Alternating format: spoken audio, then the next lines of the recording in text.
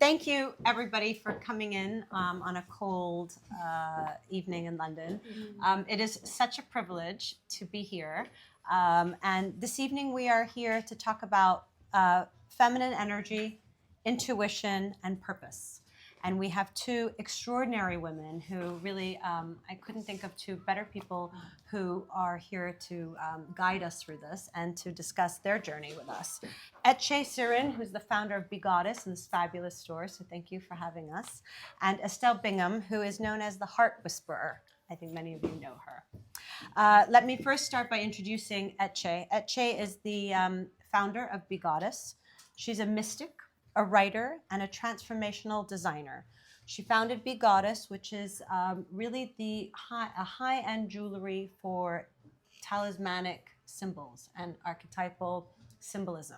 And this jewelry is all about the divine feminine. It's all about empowerment and inner strength. And how do we find our alignment?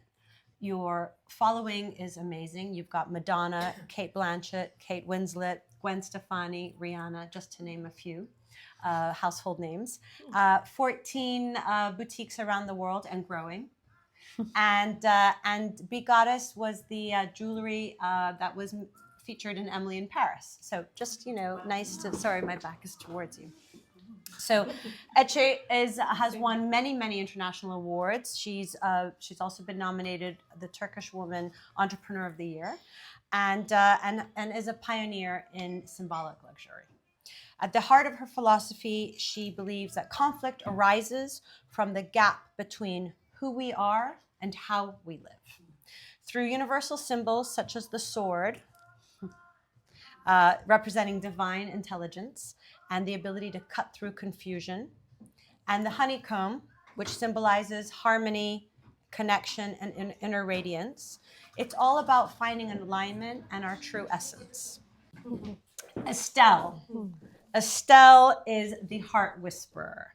Estelle is known not only for being a very well-known international holistic therapist, healer, and metaphysical teacher. For over 20 years, you have guided people, you have healed people emotionally, and you are all about reconnecting joy, purpose, and people's true potential. You host a very famous podcast called Love, Purpose, Connection. You hold these incredible transformational retreats to which I am still waiting to go on.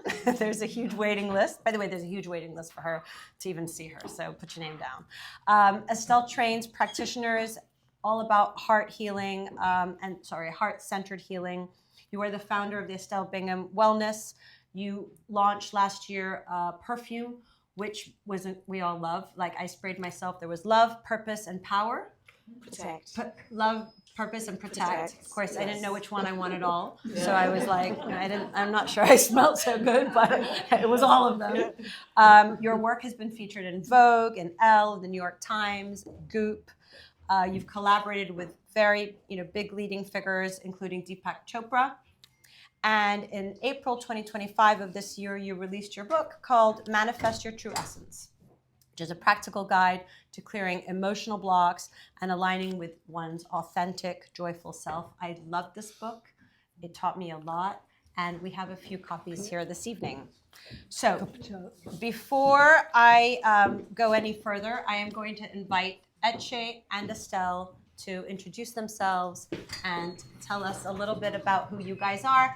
And then I'm going to channel this conversation a little bit in a structured way. I brought out 10 themes and questions that I'm going to ask both of you ladies to share your insights and your wisdom with us.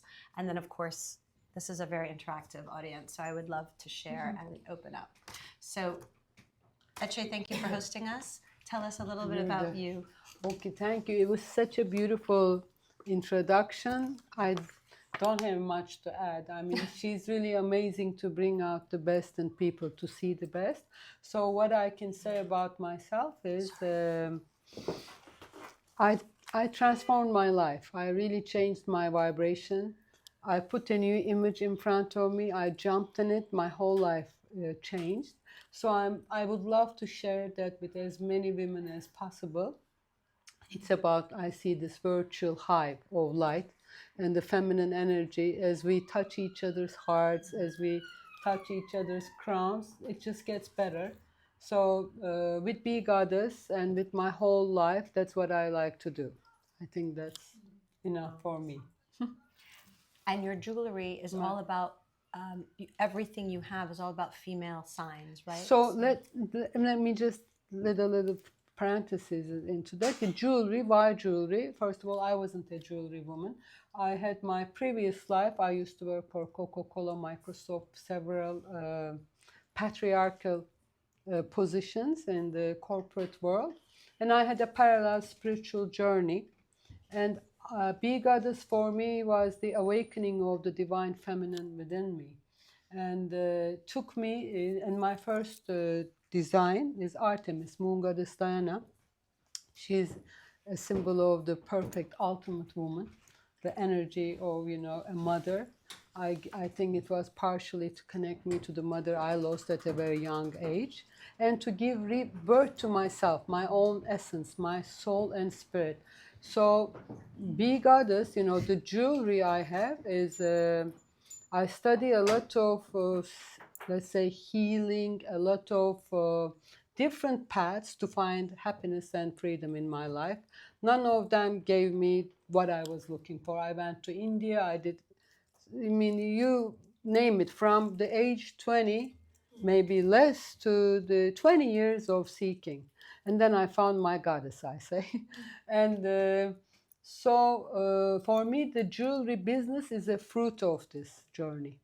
And it's really what helped me a lot was to work with the archetypal symbolism, magic, goddess magic. And I'm now saying that I was always trying to stay away from these words, but there are those words. And I think mysticism is the spiritual beauty, and whatever expands your heart and you feel with your intuition.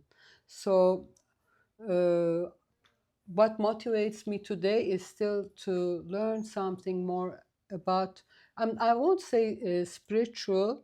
For me, spiritual is about joy and your vibe and your energy level. So I never say, I don't like that kind of spiritualism, meditating and stuff. So the jewelry is about to connect you to different energies, your own archetype, to your own essence, and so that you transform, you elevate, you go up, and like a change of frequency.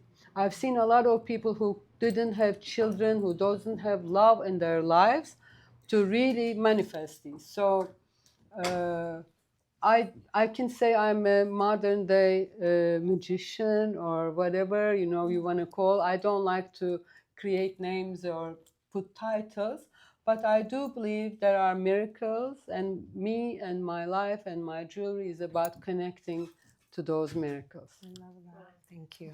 Thank That's you. very powerful. Sorry, Estelle, your turn to share a little bit about your amazing journey. Wow. Well, thank you for the introduction, and also for hosting us here, Ece.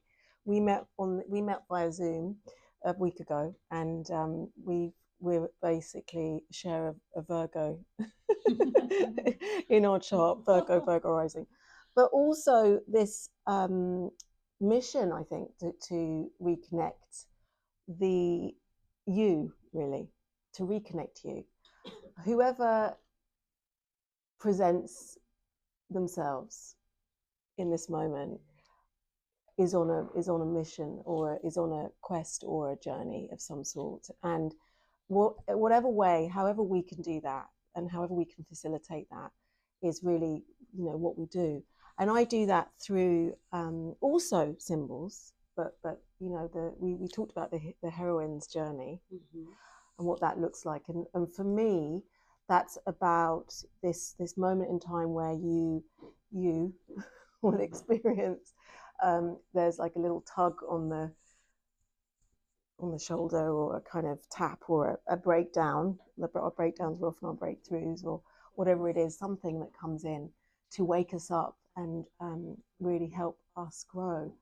And at the time, it can feel like it's not so wonderful, but everything is as it's meant to be. And these these things that help us along the way to reconnect with the power within and that divine feminine energy that we all have, whatever sex we are, male, female, we all have the divine feminine energy within us. But as women, we've been really disconnected from the power of our divine feminine energy and what that really looks like. And so my work is to reconnect through the heart.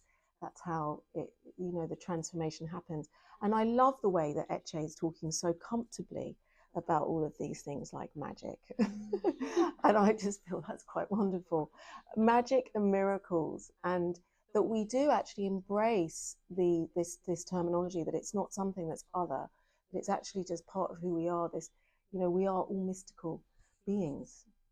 So really our work is to just remember that and feel into that. And it doesn't have to be that these mystical experiences are sort of, you know, often people are looking for really big transcendent experiences. They're actually just these everyday miracles. Can be the everyday miracles. I just feel safe. I feel safe in my body today. I feel, you know, I have gratitude for the small things. We have to return to often the small things. And so what's beautiful about a really intentional jewelry, a piece of a jewelry line or a piece of jewelry, is that, you know, these are things that we've used for millennia. It's about ceremony. It's about what is sacred. It's about, you know, just holding something and really connecting to the power of that. And we do need to do that as human beings, because we need to work with the things that we put on ourselves, the sense that we use, because it is frequency. So we're constantly looking to re-engage with the sacred in our lives, and it can be very small. It doesn't have to be a big hullabaloo. Often people feel it needs to be a big hullabaloo, but it's small steps create everyday miracles. Thank you. That's amazing. So I'm going to kick off this session with some questions. So the first one is talking about symbols, the heart, and archetype. Ece, your work, you talk about, you know, that you use talisman, and Estelle, you work with the heart. How can symbols become tools for the heart and intuition for healing? So how do symbols guide us towards authenticity and transformation? I want to take that because, you know, I'm a Virgo so much in the mind. So there's this and this. And this is infinite possibility, and this is a cage.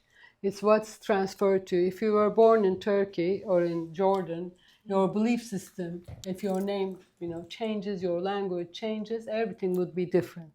So this doesn't have a, let's say, language. This doesn't have any belief. This has a feeling, the heart. So symbols talk to the heart. Wherever you are from, the rose, you know it. So in your dream, again, you know, you see an eagle, a snake. Somehow you connect. This is the subconscious. There's this ocean, you know, the lands in the world, they are separated from each other, the land. But the water, which is the area of intuition and the water energy, is about feeling. It's super connected. So like 90% of our body is water. And we are super emotional. And being feminine, you know, that is completely emotional. So these symbols, they trigger change in us. They are resonation. The cross, the eye. Did you know that the eye is a symbol of femininity? It's a pussy. You know, people, you know, new life comes out of it. That's why the eye is protected, because your mother protects you. So the eye has a little, iris, which is a seed, and it takes new light. It takes light. Light is masculine energy, and it gives back light, which is life, new life. So this is why even before, all these patriarchal religions, I mean, I don't want to say religion is a mythology, but it speaks the language of the soul. So symbols are these archetypal, this is the language of the soul. It's a song. The song gives you a rhythm. You close your eyes. So symbols invite you to a journey inward, and I'm fascinated by them. And this is why, you know, they came through me, because they don't need the language. All you need is you look, you connect, and it just changes your energy level. And then you connect to your own archetypal energy, then you just jump in it. And like I took out my, I don't want to give a brand, but you know, I had a status symbol jewelry before Be Goddess, but everybody had like bigger ones. And so it was like a comparison, like everyone wanted to grow the size of the diamond, including myself. So I said, yeah, I need a soul jewelry with this, the story of the goddess, you know, finding my own archetype. When I took it out, I initiated myself. I remember that night when I read about, you know, this ultimate woman, her energy, I said, yeah, this is me. It's a seed, but it's going to manifest. So I have to first believe in who I am. So, you know, if I feel it, you know, if you never crave for sushi, if you haven't tried sushi, so you want fame, money, love, that means it's in your destiny to manifest, to unfold. But you need to first believe your own dream, and that's for that you need to initiate yourself into your own greatness. That's how symbols help. Amazing. Thank you. Estelle, do you have anything to add on to that? Well, for me, you know, the symbol of the heart is very, you know, it sort of it companions our time as being being human, and since the beginning of time, the heart is part of our collective unconscious. So from Egyptian times, and in in Chinese medicine, it's the emperor organ, but also the very early paintings. You know, we would paint on the walls of caves the heart in an animal or in a person, because what we knew was it's the first thing that we hear and it's the last thing that we hear. So the breath, we understood the power is actually at the center of who we are. So when we think about the heart as a symbol, you know, we see a heart and we instantly have some sort of response to that. And, you know, obviously in recent years, obviously we've been separated from the power of the truth of the heart, the symbol of the heart, and actually what it really holds, which is this mystical, this sort of ocean, is the, you know, of our true essence. And when we connect with our hearts, and we can really drop into that soul communion or that soul conversation and the authenticity, really. But also just in terms of the basics, so, you know, the basic day to day, we can really guide when we have heart mind. There's coherence between our hearts and our minds. So we're not just in our head, but we are balanced. Then we are really stepping into all of those things that create an empowered life. That mean that we actually trust ourselves to listen to follow our purpose and to have dreams. Often it's about having dreams, because we can be really separated from the belief that we're allowed. We give ourselves permission. Thank you. Okay, the path of the seeker. So you both describe yourselves as seekers. What does seeking really mean? And what is this void we often identify with on our spiritual journey? The void. The void. Yeah, the void. So I think it's probably useful to think about this idea of seeking, and I would suggest that everyone here is seeking in something, you know, in some way. There's, you know, we're all sharing that in this moment in time in Sloane Street.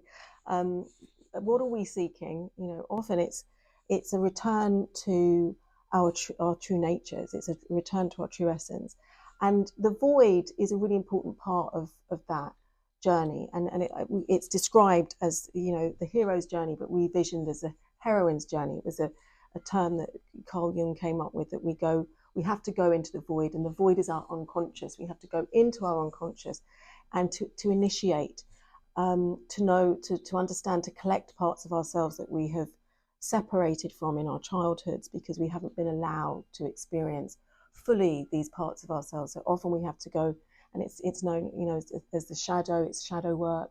We often go in and reclaim parts of our inner child, parts of our joy, really. Often, you know, we'll find joy in our shadows. We don't allow ourselves that pure abandon. We have to separate ourselves from that as children. So the void is a really, it is a mystic's experience. You know, it's been, all mystics have to go into the void. We have to go into spend however long in the desert, in a cave, But also it's that psychological going in, and that's what the healing journey is. It's going in, and we have to go from this. We have to unpack and understand what's at the root of our patterns. Why do we come back round and experience the same thing in relationship?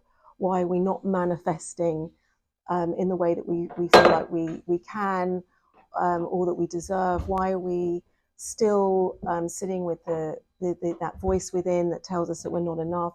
In our quiet moments, when we are on our alone, why are we still holding shame? Why can't we forgive?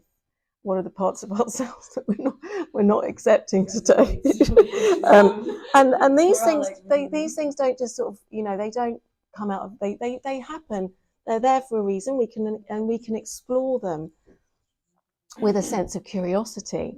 So and then when we're going in, rather than that fear of going in, we can take things with us, and that's why we can work with crystals, we can work with jewelry, there are things that we can work with nature. We can go in and start to find the things, the sacred things. Seeking for me is we are seeking love and connection. We are in an illusion of separation. Where we come from is a womb, mother's womb. So we are separated. So life starts with a big trauma. Then when you have the connection, making love with a man, we receive a man in, we feel one, the orgasmic moment. So, we forget who we are. So for me, what we are seeking is actually, what are we? Our unlimited self is when we are one. Like the hive, the queen bee kind of thing. When we're buzzing and that love moment is a very high energy. I think, all the human beings here on this earth are trying to separate from their separated selves and to become one again. And this is why, all the self-limiting beliefs, the self-limiting belief, you are not enough, you're not beautiful enough, you are not rich enough, not enough. That's because we want more. Our soul wants, because our soul is infinite. We will always want more. There is nothing wrong with it. Actually, the minute you stop wanting more, that means you're done. You have no desire. You're not alive anymore. But of course, this seeking is giving us pain, because there is always a gap between who we are now and who we can become. But it's we need to make it okay, this pain, and see it like, you're giving a birth to something new all the time. So there is this beautiful symbol, Ouroboros, the snake is eating its own tail. It says zero is unlimited potential. My end is my beginning. So the minute you find yourself, which I did, I identified myself first as a corporate employee, successful businesswoman, then an entrepreneur, all your dreams come true. Then you're like, what next? Then you have to become a new self, give birth to a new self. So you need to seek. To seek is so beautiful, because you're curious, you're open to the heart, unlimited possibilities. Beautiful, thank you. Many people struggle to find their purpose, or we often feel sometimes out of sync in our soul, right? Or unsettled, or you have been with people and you come back and you don't feel aligned. How can we begin aligning with our true essence and life purpose? They're all big questions, by the way. I did know. I don't know how to do. But so I was like, when she was like 10 questions, I was a bit like, I know, okay. she didn't give me the questions prior to remember, I'm sorry. Sarah This is is like a bit last minute she's of a me. secret academic. Okay. Like Oxford. I did a bit of a deep dive into educated. it. Sorry. I didn't want to waste everyone's time, No, nor darling, yours. don't worry, you're not wasting everyone's time. Okay, you could you could literally like do a PhD at the end of it. Well, just to keep it kind of jolly, and sort of no, it's fine. But this idea of purpose, I mean, purpose is really a big deal. It's why we're on it's why we're here, really. And it's such a big thing that I hear all the time.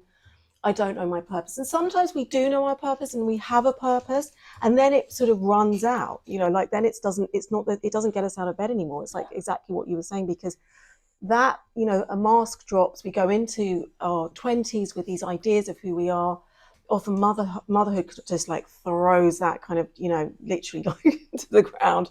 But either way, we are constantly evolving. And what will happen, which is what you were talking about, which is in the first chapter of my book, is that there is a door that's often banging, and it's like it's banging on its frame to remind you that something's missing, and that's the sort of a deep sense of self.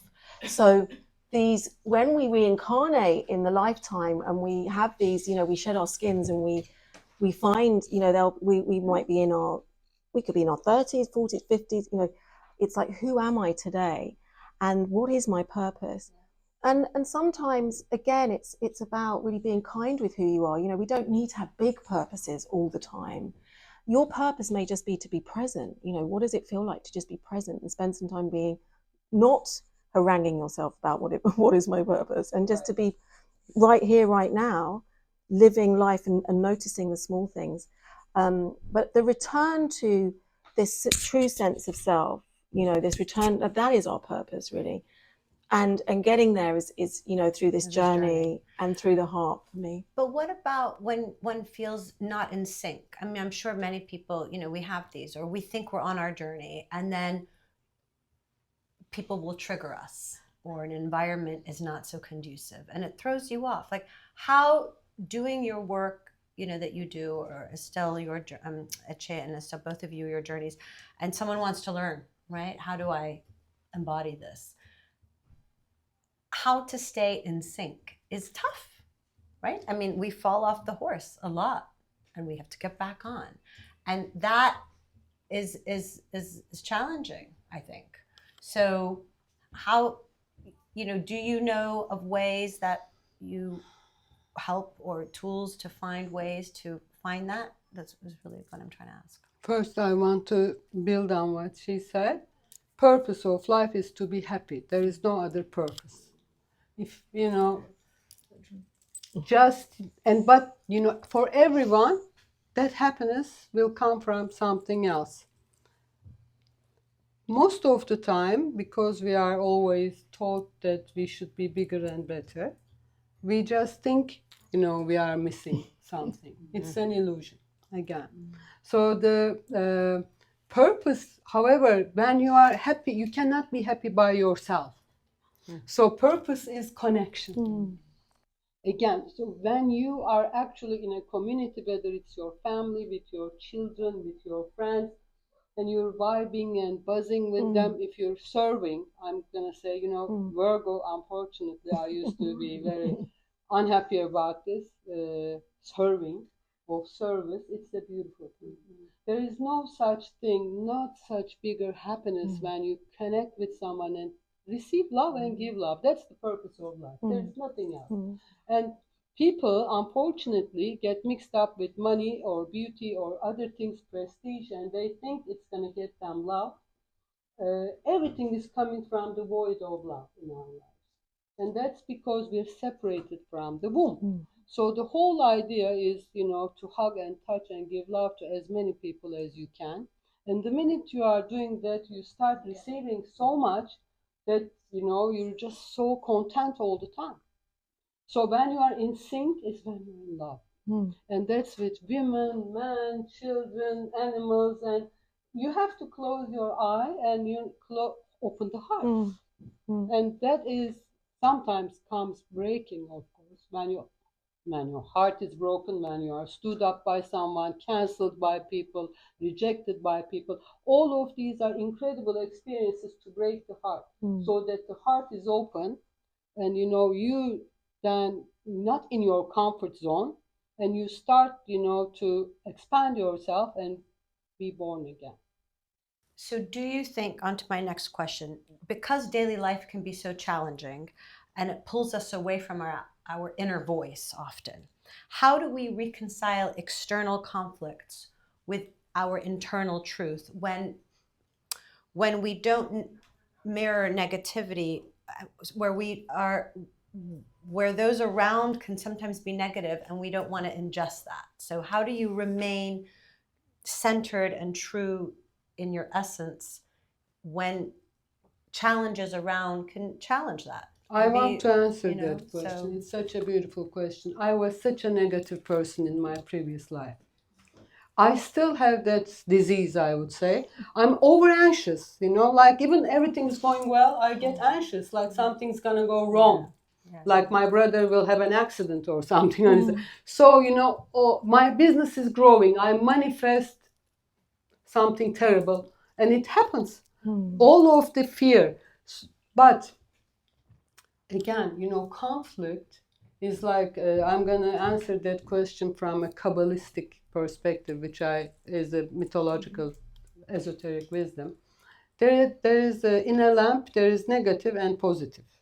So light comes from the friction between negative and positive. You know, all the lamps. So we in our hearts, in our lives, have the same negative and positive. In order to be light, we need to have the friction and conflict. Each time it's giving an opportunity to us to choose light. Because, you know, we define who we are with our choices. It's so easy to be happy and good when everything's going right. Absolutely. You know, but in the conflict time we grow. I always say, you know, I'm not a mom, but you know, you guys, mothers, so much pain you go through giving birth. You know, big opening, blood, but then the biggest happiness in the world. Or your heart, you know, you break, but then you're more compassionate. The reason I'm so loving today is because my heart got broken when I was very young. I lost a mom, and then I was looking for that love and mom in my life. So, you know, if life is like this, it's death. There's no growth. But if it's like this, and it is like that, then it's life. So true. Do you want to? Yeah. So this idea of the shadow, I think it's the idea of the darkness. You know, there isn't, you know, you light a candle and it has a shadow. So they are two pieces of, they're part of our medicine. I feel like the important piece is around when things come in that you are able to hold your anchor. You know, we want to be anchored in who we are. We just want to. We don't want to be like a piece of fluff moving around. And you know, it's just that we suffer when that happens because we're all really sensitive often, and we will absorb too much of other people's stuff and their energies and their projections and their thoughts about us. So we just want to come into a really peaceful relationship with who we are, with our light and our dark, and that no one really gets to tell us about that. Like we know ourselves, know thyself. And that's what comes from the power of expanding your consciousness. That's what comes from the power of knowing yourself. That's why when we're sort of dancing around on the surface of who we are, and we can do lifetime like that, we don't do that deep dive because it feels like I'm gonna cry a million oceans and I'm gonna, you know, drown under a tsunami of my own tears. And actually, you're not going to do any of that. You will have a moment or two, but this knowledge of self is really where the power lies, is it? That's your self-empowerment. That's when no one gets to define who you are or tell you who you are. You know who you are. So when you are in situations, in day-to-day situations, when you come up against something that reminds you of something, there's a relationship, there's something in someone that reminds you of someone that you have known, even but it's unconscious, that you don't get triggered, and we don't get triggered into trauma responses that are unhealthy. So we don't want to be passing that on to our children. We kind of want to be free of these things. We want to liberate, because love is ultimately, we are returning to love and ourselves, you know. But that anchoring, when we anchor into our heart energy, that is anchoring into the infinite ocean of love. And what is in there is a solid knowledge of self. So actually, we can hold other people's ideas in that moment, but we're holding ourselves safe too. And that's really, I would say, that's kind of why we do the inner work. Isn't that the privilege of maturity? Because as young women, we're not taught that. And I think in different cultures, we're certainly not taught, you know thyself, right? You are an annexation of your family, your community, what's the right thing, what's the wrong thing. A narrative has been already constructed for you. And it takes pain and growth and breaking to come to, I'm now 50, and I think the best part of being 50 is I can actually be like, I think I'm kind of getting there, but it's a very laborious journey. I mean, it's not easy. And I think that the wisdom that this comes, or know who you are, is something that we don't cultivate from a very young age as women, I think. So I want to build on what you're saying, but something very important, know yourself. Nobody knows themselves truly, because the spirit is so infinite and big, so it's so hard to really know yourself. And it's not about, that's where the archetypal thing comes, an archetype means the ultimate of anything that we can become. So if we know, for example, let's say someone cancels you, they don't love you like you wanted to be loved. But if you know you're so amazing, so wonderful, and so worthy of love, you wouldn't mind just losing one person who doesn't love you. You'll be so okay with it. So all the judgment, all the, let's say, sadness and fear comes from, again, fear of not being loved. And it comes to your topic, heart. I love that now, the heart. So it's all about, whenever we feel not in sync, it's about healing ourselves, and that's coming, loving ourselves. Not the purpose, so then should be, honestly, and I'm learning it also today, to love myself more. Independent of what others think of me, of, how much they like my jewelry, me, but just forget it, just learning to, like, okay, this moment, what do I need most? How can I reward myself without feeling guilty? And then that's authentic. If you want to just say, hey, I'm tired, I don't want to see you, you say, fine. But it's coming from a place of self-love. And self-love doesn't mean we don't love others. It doesn't mean selfish. Yes, exactly. Okay, so there's a difference. Yes. Yeah. And when we talk about raising our vibration, this is something one hears. How do you raise your vibration and stay grounded in love and in clarity? Like and be authentic? I'll try to be very quick. This is my last, this whole vibration, honestly, is very important. What's vibration? It's energy level. And it's like joy. So when you get up, if you feel from 1 to 10, I feel so good today, I can sing, and that means everything's going your way, that means you have a super high vibe. If you are not, that means you are stuck somewhere. To increase your vibration, you need to look into what you want in your life, what energy you want to download. So then, in order to raise your vibration, you need to imagine. Imagine and dream what it would feel like if you're not yourself, your limited self today, and how would it be the other person. I'm consciously trying this a lot. I'm not saying it works all the time, but it's worked for me from what I lost 50 kilos. A little bit of it is due to the Manjaro, but still I did, so I did so many things in my life. Yeah, transformation. So it's like, who would I be today if I'm not my limited self? I love that. Because each time you have a conflict, you're not feeling happy, that means you are ready for the next thing, and that's the higher vibration. So life, then you start playing with it, then you're not in pain anymore because you are not where you want to be, but it's really a journey, and it means maybe you are not ready for it. It takes 9 months to have a baby, because there is some time for it. I wanted so many things, like about my brand, my business. All of a sudden, everything manifested this summer, all together at the same time. Now I'm very happy, but it's super challenging.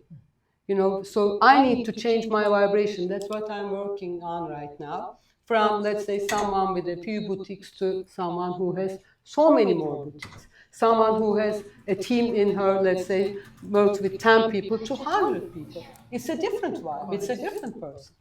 Would you like to comment on vibration? Yeah. So vibration, I really feel, is the secret. It's kind of the secret sauce to our visioning, our dreams, our manifestations, our vision boards, because it will change the outcome. And so, what I always say, in my experience, is that thinking our manifestations, you can kind of get to a ceiling with that, because in the mind we have all of the other stuff that can be really unprocessed, and it is limited, so the mind is limited. But when we vision in with our heart energy, then it is unlimited. And what science has now proven, which is wonderful, that sort of cardioneurology exists as a study of the heart mind. And that's been since the 1950s, and there's an institute in America called HeartMath, and they take that, and it's a study of the mind. And what we know is that the heart has everything that the brain has. So it has support cells, it has neurotransmitters, neurons, and it actually sends more messages to the brain than the brain sends to the heart. We also know that the heart has a memory, so it does remember these things. When people die of a broken heart, that's a real thing, but also it holds memory. So the work that I do, we go in, there are 3 hearts. There's the physical heart, which is breath, and we do breath work. You can do a lot of release with breath work. There's the emotional heart, which is where we can access those old emotions, but in a quantum way, quite really quickly, because of the power of the heart. And then there's this higher self energy, soul energy, the mystic heart, however you want to envisage or feel into that. But really, when we go back to the science, the why of the heart, and it's proven. So we know that the heart has a sort of electromagnetic frequency that is 100 times more powerful than the mind. So everyone that walks into the room is walking in, what we're feeling is actually each other's heart energy. So we can think, but it's still limited. So if we feel our vision boards, then different things will happen with our vision boards. So for me, when I first, I created my first vision board when I was in my 20s, and I wanted to become a TV presenter, and there was not hope in hell of that happening, because at the time BBC was like getting into Fort Knox. It was like, forget about it. But I really visioned into that through my heart every single day. I showed up to that in the same way that we now know, if Joe Dispenza, I don't know, manifest this. We know to think about how this future self, you can really just envisage that future self, be in that slipstream, be in that, and I would do that. I'd walk to the BBC and back, but feel into it, try that rather than thinking into it, and see what happens. So that is the invitation. Wow, I like that. Thank you. Yeah. We talk about creating sweetness from pain. So Tina Turner said in her book, she took poison and made it medicine, which I love. How do we create sweetness? How do we create light and meaning, even when life can sometimes be a little bitter? So what I mean by that is, when we're trying to cultivate inner nourishment, and it all comes from within, but then you get served a dish that might not be so sweet, how do you protect one's authenticity from not becoming bitter, or falling to that vibration, or falling into something?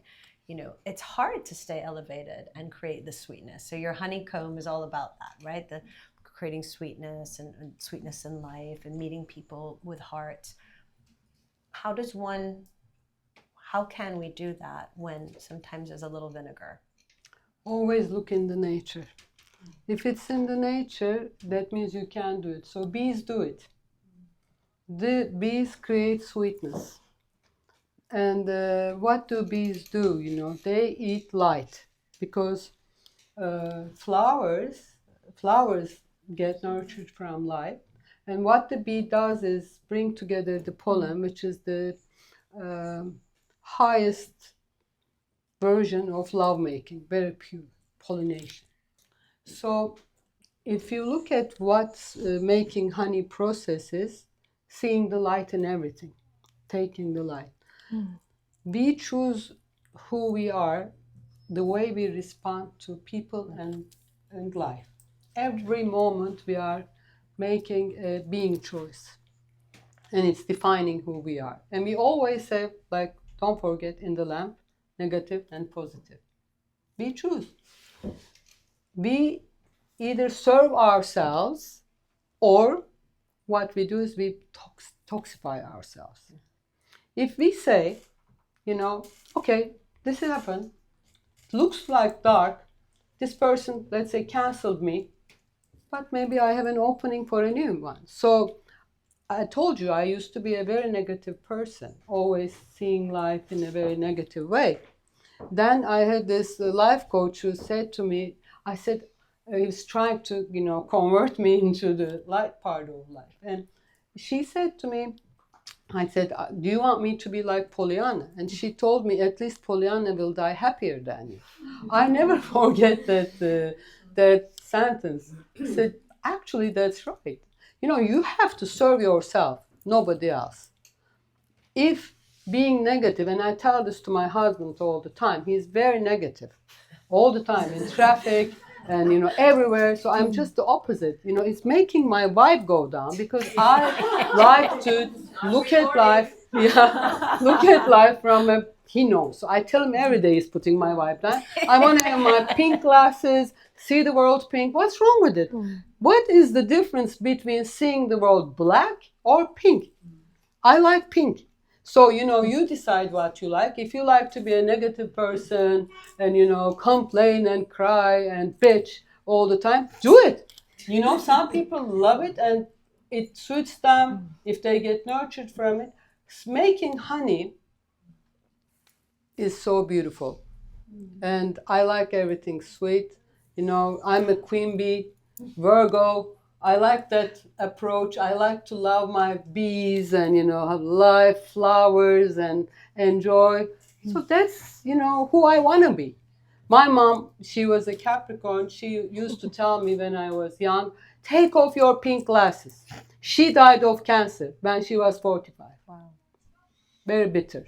So, I think it was, of course, very traumatic for me, but I don't want to die. I want to live happy, healthy until I'm, 90, 100, inshallah. So, the only way we can do it is if we are happy, because then we want to live. There is a desire to live. People lose their desire, they lose their light. Everything's about light. So, making honey, making sweetnesses, choose light. And that's love. So we talk about, you talk about female energy and masculine energy. And as women, we oscillate between the two. We are mothers, we are heads of a family, we run businesses, we are sisters, daughters, and everything in between. And a lot of the responsibility falls on us. So there's a masculine energy that, I often feel like I inhibit just because I'm in positions that I need to deal with things, which is not so feminine sometimes. How do you reconcile bringing out the feminine energy and balancing that when life can be a little challenging and puts us in a very masculine environment often? First of all, okay, sorry, it's a domain of the goddess. So I used to think, women or goddess or feminine energy is all about beauty, nice. No. There is a dark goddess too. No. Kali, she's fierce. She can beat you, Moms beat up their children. Okay, right now it's forbidden, but, they can. So, the idea is, it's not okay to just to limit yourself. Whatever is patriarchal or masculine doesn't mean it's not feminine. I mean, again, it goes to the lamp example, negative and positive. So, women or feminine energy is the spirit to me. I've studied goddess for many, many years. It's the dance, the beauty, the art beneath that. It's the heart is the cup, to receive. We receive here and then we give, the light. Masculine energy, on the other hand, which you have because you have a mom and a dad bringing you, masculine and feminine. So you have both energies in different parts. So to balance it, when you are rough, tough, or go-getter, doesn't mean you are not being feminine. However, masculine energy is a thrust, it goes forward. So we need that as well. So the idea, unfortunately, women, because of the oppression for millennia, to be stuck at home, do nothing, just raise children. By the way, which to me is perfectly okay. I want to retire and have a easy life, which I'm not saying it's easy to be a mom and make a family, but it's a limiting thing. Women or men, they can do everything, and they've done everything. To be in touch with your feminine is to be in touch with your spirit. And that even in a man, if a man doesn't have a real woman in their life, and they need it first as a mother, then as a wife, they will be cut off from the spirit, which means beauty, which means love. So our purpose as women, why we are on earth, is to give that to life. Beauty, love. The essence of feminine energy is this. If we are not doing that, then, we are in a wrong spot. Like at work, I used to work for Microsoft. It doesn't mean that we're going to be like, man. I'm sorry, I think I'm confusing you, but do you get what I'm saying? Have I confused you? No, I understand. Because sometimes I get this, I'm left-handed, so you help me. So my understand. So what the thing to understand about the divine feminine is